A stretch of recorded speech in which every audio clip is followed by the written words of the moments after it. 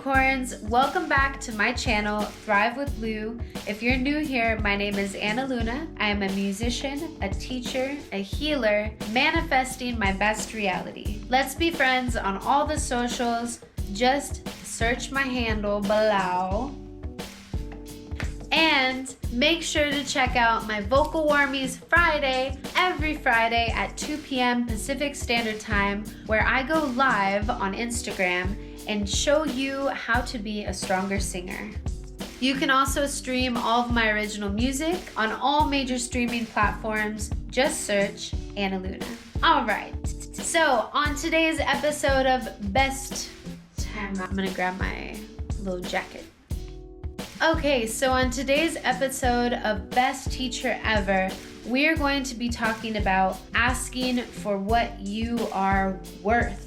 All right, I know this can be hard for a lot of musicians. The conversation of money is always awkward when it comes to musicians and business and being professional, and also asking what you're worth, okay? Before we get into shows and concerts and all that stuff, we're going to be specifically talking about teaching music, right? Music rates, what's a good price to charge for the going music teacher these days, all right? So just to give you guys a little bit of a backstory, I've been teaching since I was about 11 years old. I started off teaching swimming lessons, and then I gradually started teaching music lessons as I was in college. And then when I graduated college, I felt the need to increase my rate because now I had a degree. Now I had an actual music degree, something tangible that I could show people, hey, look, I invested money into myself, so I'm worth your investment into me, basically, right? So just something that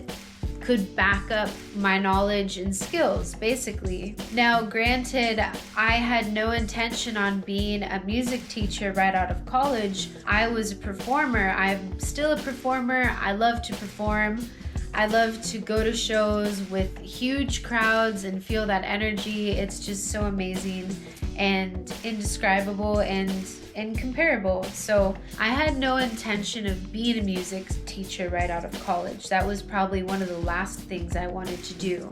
But being that we live in 2020 during quarantine, and I live in California, one of the most expensive places in America, I started teaching on the side.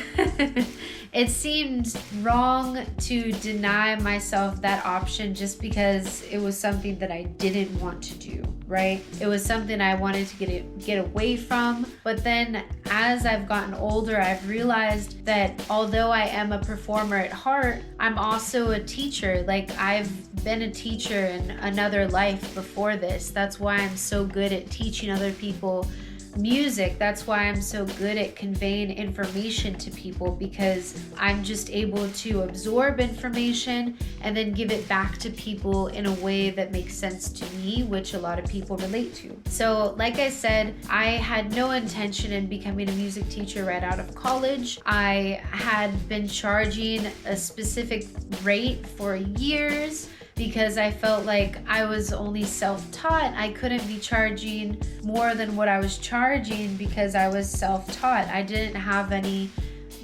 actual music. I didn't have any classes to back up my knowledge, right? So after college, I had all this knowledge. I had an actual tangible thing that I could show people, yeah, I'm actually legit. And so I increased my rate, and everything was going really great for a long time because I was able to make these in-person lessons happen where I could see a few people a week and all my bills were paid. So it was a really nice situation.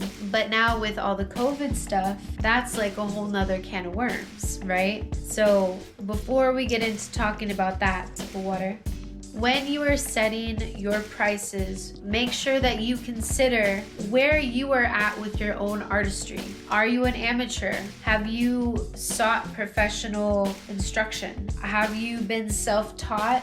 Are you just doing this as a side gig? You have to take all those things into consideration. When it comes to music, I consider myself a professional. So with that being said, my time is very valuable, and I need to make sure that my rate matches that, because people will also question, if your rates are too low, they're going to wonder, why are their rates so low? Is there something wrong with the way that they teach? So when you feel confident in yourself as an instructor, and you feel confident knowing that you are going to bring your students quality, consistent, personalized instruction that gets them results from their money, then you can feel confident in setting that rate for yourself and not being afraid to tell people what that rate is and to ask for it. Now, another thing that I want to add in there, because I've experienced this in the past myself, right? So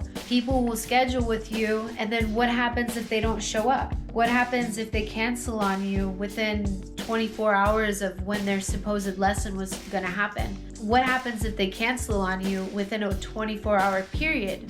So in order to avoid getting screwed by somebody canceling on you last minute, what I've found is that I do one of two things, okay? When I sign people up, I have a whole list of who I am, what they can expect from me, and what I expect from them. And some of those things are being on time to our lessons, being properly hydrated, and have your instrument that we're working on tuned up and ready to go. And then another thing that I add is that if you cancel within 24 hours, you forfeit that lesson. So basically, if you cancel, I either expect payment, or you've already prepaid a package of like 4 lessons or however you want to do it, and you just have them go lesson by lesson. So you sell them the package and then they go lesson by lesson, and that way you already have your cash up front. If they cancel, it doesn't matter because you've already been paid.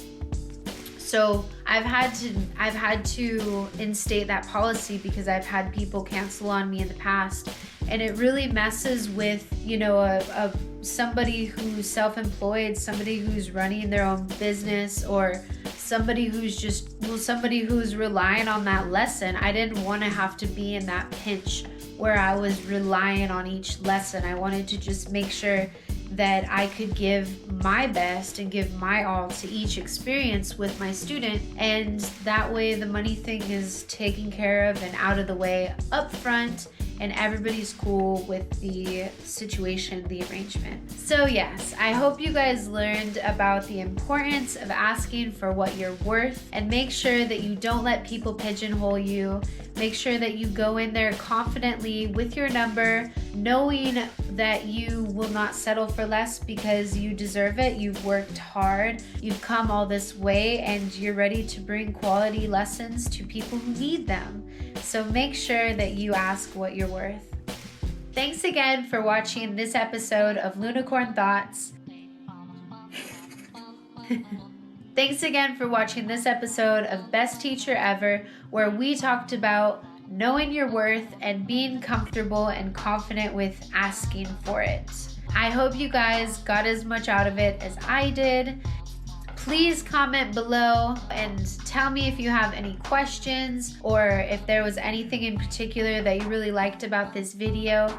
I would love to interact with you in the comment section below. Thanks again for watching, and I will see you guys next week. Love and light.